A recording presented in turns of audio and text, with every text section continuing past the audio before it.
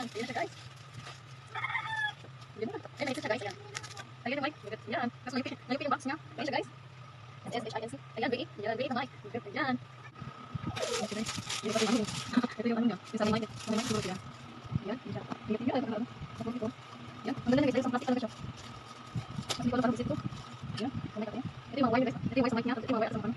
Sa mic. Ito yung mic. Ayan. Ano mic? Yung isa sa mic siguro ko. Sa mic natin. Yan siya guys. Bigyan. Naka-excite ako mic ito. Para kumana. Pwede yung mic. Subject.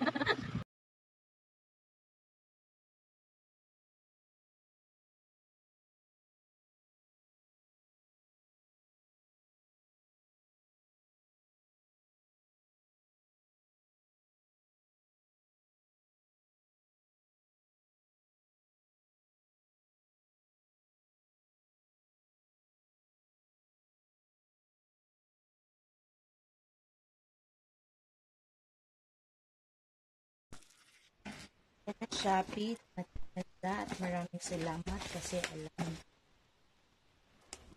medyo ano siya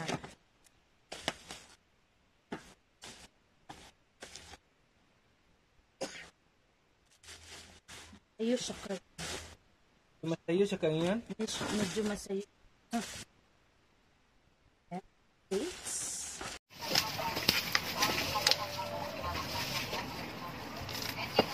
Ito may mga problems sa mga parcels. Paano siya binabalik? Meron po kayong option din sa apps nyo, meron po kayong return on refund, tapos i-upload nyo lang po itong video na to. Ay, upload yung Opo. video. Tapos, kukontakin po kayo ni seller, ganito ganyan na. Tapos pag nabalik na po yung, yung parcel, yung binayad nyo po is ipapasok na sa Shopee Pay. Ah, okay po. Okay. So, prepare niya.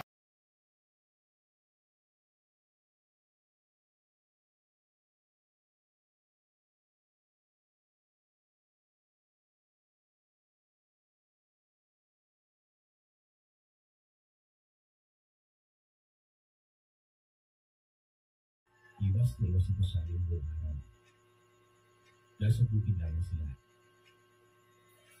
Pagdating na ng hapon, ipagpunta kami ni Nanay sa merkado para patingnan ng kapatid ko. At ang isa.